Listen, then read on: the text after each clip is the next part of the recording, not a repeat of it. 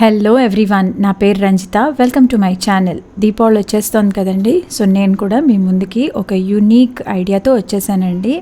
నా వీడియోలో మీరు క్రోషే ట్యుటోరియల్స్ అన్నీ ఫాలో అవుతున్నారు కదా. సో ఈరోజు నేను అదే క్రోషేతో ప్రమిదలు లేదా దియాస్ ఎలా అల్లుకోవాలో బ్యూటిఫుల్గా, చాలా సులభంగా ఒక ఈజీ ప్యాటర్న్తో మీ ముందుకు వచ్చేసాను. సో ఇంకేంటి ఆలస్యం, క్విక్గా వీడియోలోకి వెళ్ళిపోయి ఈ అందమైన దియాస్ ఎలా అల్లుకోవాలో చూసేద్దాం. సో ఈరోజు ఈ ప్యాటర్న్ అల్లుకోవడానికి నేను 4.25 mm అంటే జీ సైజ్ హుక్ తీసుకుంటున్నాను.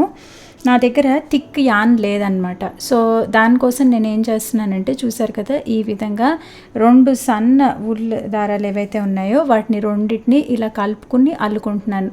ఒకవేళ మీ దగ్గర ఆల్రెడీ ఇలాంటి థిక్ యాన్ ఉంటే మీరు దీన్నే అల్లేసుకోవచ్చు. చూసారు కదా, ఇప్పుడు నేను ఈ రెండింటిని పట్టుకుంటే దీని థిక్నెస్కి వస్తుంది.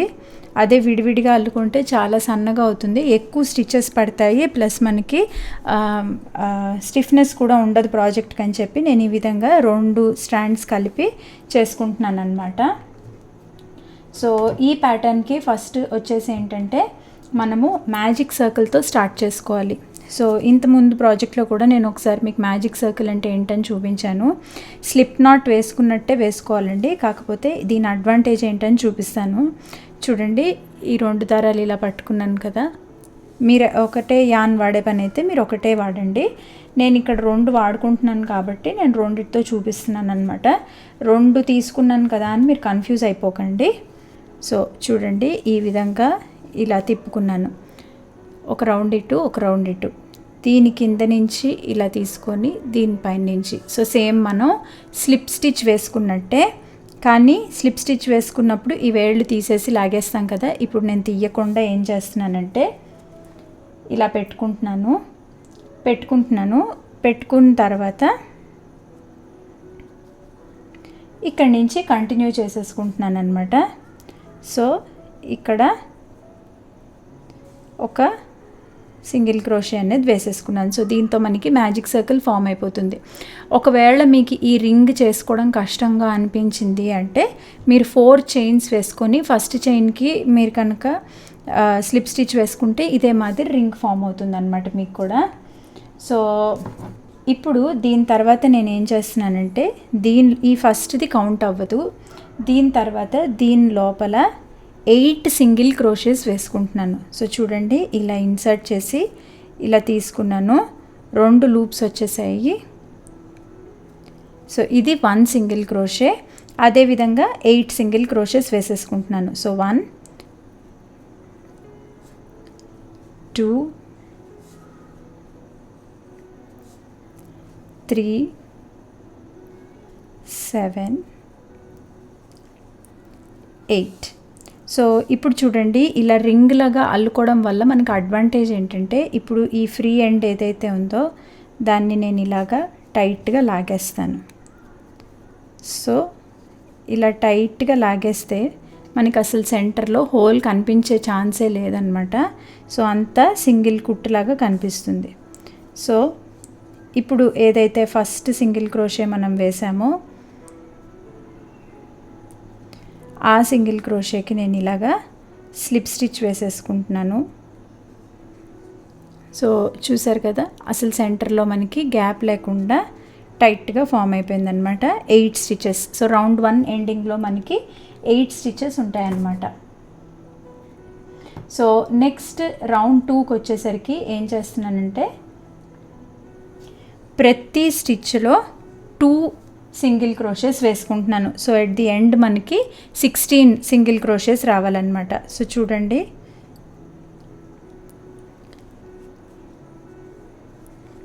వన్ వేసుకున్నాను కదా, అదే స్టిచ్లో మళ్ళీ సెకండ్ది కూడా వేసుకుంటున్నాను అనమాట. సో 2 అయిపోయింది కదా. నెక్స్ట్ దాంట్లో అదే విధంగా 3 4 5 6 7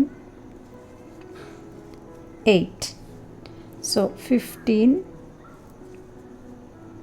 లాస్ట్ది 16.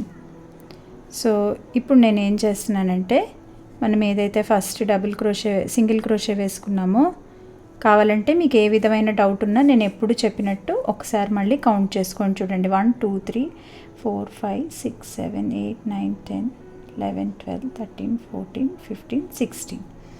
సో 16 వచ్చేసాయి. ఫస్ట్ దాంట్లోకి స్లిప్ స్టిచ్ వేసేసుకుంటున్నాను. దీంతో మన సెకండ్ రౌండ్ కూడా పూర్తయిపోయిందనమాట. సో ఫస్ట్ రౌండ్ మ్యాజిక్ సర్కిల్లో మనం 8 సింగిల్ క్రోషెస్ వేసుకున్నాము. దాని తర్వాత ఒక్కొక్క దాంట్లో 2 సింగిల్ క్రోషెస్ వేసేసుకున్నాను.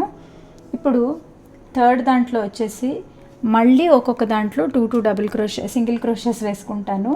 సో దాంతో మనకి 32 స్టిచెస్ వచ్చేస్తాయి అన్నమాట. సో 1 2. సో ఒకే స్టిచ్లో రెండు వేస్తున్నాను చూడండి. 3 4. ఇక్కడ చూడండి ఒకటే వచ్చింది. సో ఇలాగా చేయకండి రెండు వచ్చేటప్పుడు. 5 6. సో ఇదే విధంగా నేను మొత్తం 2 అల్లేసుకుంటానండి. సో ఎండింగ్లో మనకి 32 స్టిచ్ రావాలి. థర్డ్ రో ఎండింగ్లో, ఫస్ట్ రోలో 8, సెకండ్ రోలో 16, థర్డ్ రోలో దానికి డబుల్ 32 స్టిచెస్ రావాలన్నమాట. 32. సో లాస్ట్ సింగిల్ క్రోషే దగ్గర, అదే ఫస్ట్ వేసుకున్న సింగిల్ క్రోషే దగ్గర స్లిప్ స్టిచ్ వేసేసుకుంటున్నాను. సో దీంతో మన రో పూర్తయిపోయిందనమాట. సో ఇప్పుడు చూడండి ఇక్కడ దాకా మనకి ఫ్లాట్గా ఫామ్ అయింది కదా. దీని తర్వాత మన ప్రమిద ఆర్ దియా ఏదైతే ఉందో అది కొంచెం పైకి లేవాలన్నమాట. సో అలా పైకి లేవడానికి నేను ఒక టెక్నిక్ చూపిస్తున్నాను. అండ్ ఇప్పుడు దాకా మనం సింగిల్ క్రోషెస్ వేసుకున్నాం కదా, దీని నెక్స్ట్ రోలో మనము డబుల్ క్రోషే వేసుకుంటామన్నమాట. ఆ డబుల్ క్రోషే ఏ చైన్ అన్నా డబుల్ క్రోషే స్టార్ట్ చేయడానికి మనకి స్టార్టింగ్ చైన్ 2 వేసుకుంటాం. సో చైన్ 2 వేసుకున్న తర్వాత, సో నేను ఇక్కడ మీకు ఇంకొక నీడిల్తో చూపిస్తాను చూడండి.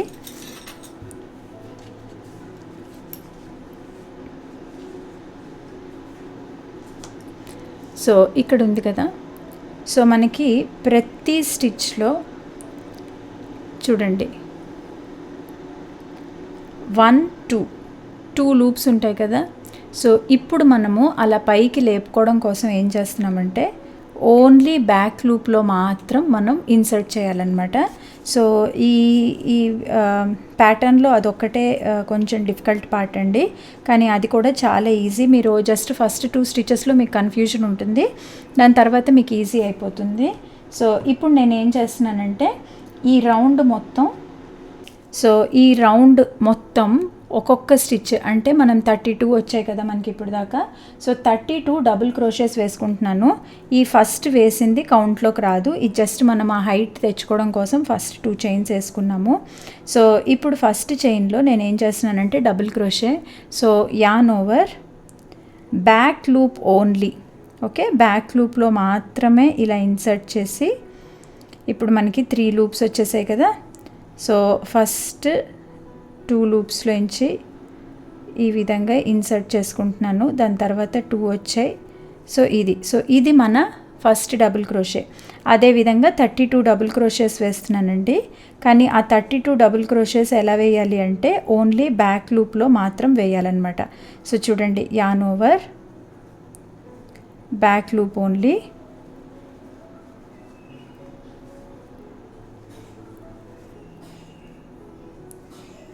3 5. చూడండి బ్యాక్ లూప్లో మాత్రం వేస్తున్నాం. సో మీరు దగ్గర నుంచి చూస్తే ఒక బార్డర్ లాగా ఫామ్ అవుతూ ఉంటుందన్నమాట. ఆ బార్డర్ వల్ల ఏమవుతుంది అంటే మనకి నెక్స్ట్ రో ఇలా పైకి లేస్తుంది. చూసారు కదా, నేను ఇలా పెట్టినప్పుడు ఇది ఇంకా ఫ్లాట్గా లేదు, ఈ లైన్ అనేది ఇలా పైకి నిలబడుతుంది అనమాట. సో అలా నిలబడడం కోసం మనకి ప్రమిదలాగా షేప్ రావడం కోసం మనం ఇలా చేస్తున్నాం అనమాట. సో ఇప్పటికి నేను ఎన్ని వెళ్ళాను, 1 2 3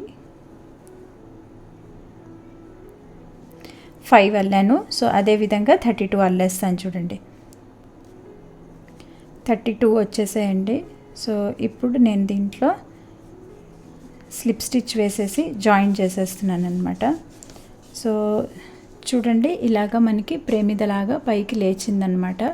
సో ఇప్పుడు మనం కొంచెం ఈ షేప్ ఇవ్వాలి కదా ప్రేమిదకి, ఆ షేప్ కోసం నెక్స్ట్ రో అల్లుకుందాం మనం.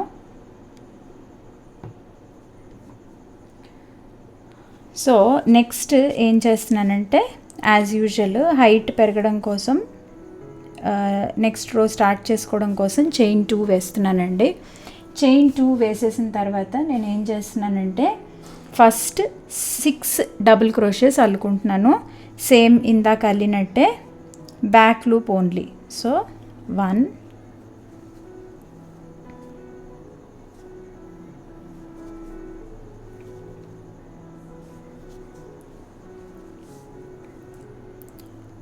చూడండి 2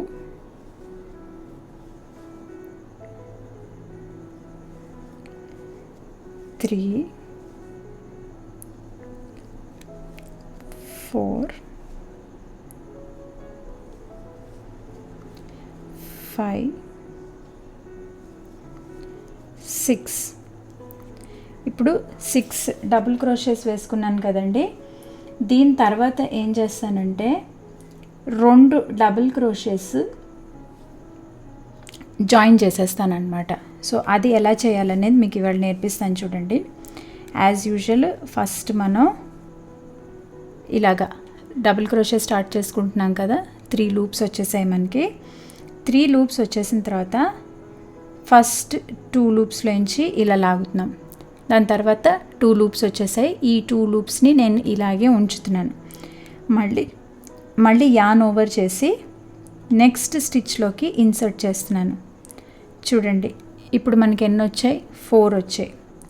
ఫస్ట్ రెండిట్లోంచి ఇలా తీసి దాని తర్వాత ఈ మూడిట్లోంచి ఒకేసారి లాగేస్తున్నాను అనమాట. సో దీన్ని ఏమంటామంటే డబుల్ క్రోషే టుగెదర్. సో దీన్ని డిక్రీజింగ్ అని కూడా అంటాం. అంటే మనం ఎప్పుడన్నా సైజు తగ్గించుకోవాలి గ్రాడ్యువల్గా అంటే ఇలా 2 స్టిచ్చెస్ని కలిపేసి ఒక స్టిచ్ లాగా మారుస్తున్నాం అనమాట. సో దీన్ని డబుల్ క్రోషే టుగెదర్, ఏదన్నా ప్యాటర్న్లో DCTOG టుగెదర్ అని కనిపిస్తే ఇదే అనమాట దాని మీనింగ్. దీన్నే డిక్రీజింగ్ స్టిచ్ అని కూడా అంటారనమాట. సో ఇప్పుడు మనం ఏం చేసాం, ఈ రోలో 6 డబుల్ క్రోషేస్ వేసి దాని తర్వాత 1 డబుల్ క్రోషే టుగెదర్ వేసాం కదా. మళ్ళీ నేను 6 డబుల్ క్రోషేస్ వేస్తున్నాను, అది కూడా బ్యాక్ లూప్ ఓన్లీ. ఓకేనా. 1 2 3 4 5 6. సో ఇప్పుడు 6 వేసేసాం కదా. మళ్ళీ నేను డబుల్ క్రోషే టుగెదర్ చేస్తున్నాను. చూడండి 2 లూప్స్ ఉన్నాయి కదా, దాన్ని అలాగే ఉంచేసి మళ్ళీ నెక్స్ట్ దాంట్లోకి ఇన్సర్ట్ చేస్తున్నాను. ఇప్పుడు 3 లూప్స్ వచ్చేసాయి కదా, ఒకసారి ఇన్సర్ట్ చేసి తీసేసాను. సో మిగతా ప్యాటర్న్ అంతా కూడా నేను అలాగే 6 డబుల్ క్రోషే టుగెదర్ మళ్ళీ 6 డబుల్ క్రోషేస్ వేసేసుకుంటాను. సో అదంతా వేసేసుకున్న తర్వాత మీకు మళ్ళీ చూపిస్తాను. సో ఫస్ట్ డబుల్ క్రోషేకి స్లిప్ స్టిచ్ వేసేసుకుంటున్నాను. సో దీంతో మన రో కంప్లీట్ అయిపోయింది. చూసారు కదా, ఒక ప్రేమిదలాగా ఫామ్ అయిపోయింది అనమాట మనకి. ఈ ఫ్రంట్లో టేపరింగ్ వచ్చింది చూసారా, జస్ట్ ఒక చిన్న స్టిచ్ మార్చడంతో మనకి టేపరింగ్ వచ్చేసింది అనమాట. సో చూడండి ఈ లాస్ట్ రో కూడా అయిపోయింది కదా.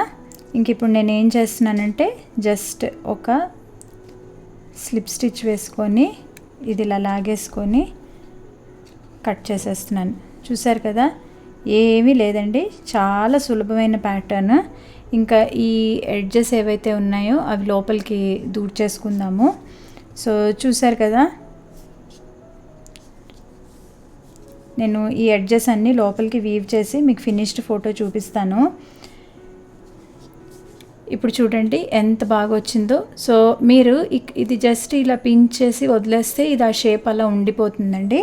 లేదు మీకు కావాలి అంటే మీరు ఏదన్నా వేస్ట్ దారం తీసుకొని ఈ 2 ఇలా జాయిన్ చేసినట్టు ముడేసుకుంటే కూడా మీకు బాగుంటుందన్నమాట సేమ్ కలర్ దారంతో. సో దీంట్లో మీరు రెడీమేడ్గా దొరికే బ్యాటరీ ఆపరేటెడ్ లైట్స్ పెట్టుకుంటే చాలా బాగుంటుంది, సేఫ్గా కూడా అనిపిస్తుంది, దివాళీలో బ్రైట్గా కూడా ఉంటుందన్నమాట.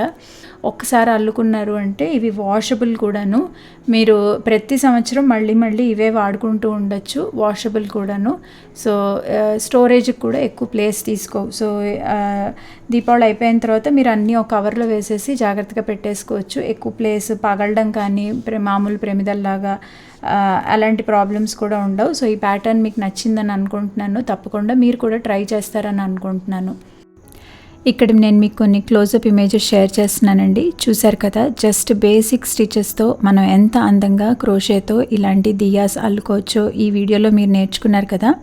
చాలా ఈజీ ప్యాటర్న్ అండి, మీరు కూడా తప్పకుండా ట్రై చేస్తారని ఆశిస్తున్నాను. నేను ఒకటే కలర్లో అల్లానండి, మీరు కావాలంటే డిఫరెంట్ కలర్స్తో అల్లుకుని వచ్చే దీపావళికి మీ ఇంటిని అలంకరించుకోండి. Thank you so much for stopping by. మళ్ళీ మరిన్ని ఇంట్రెస్టింగ్ వీడియోస్తో మీ ముందుకు వచ్చేస్తాను. Until then stay connected. Bye.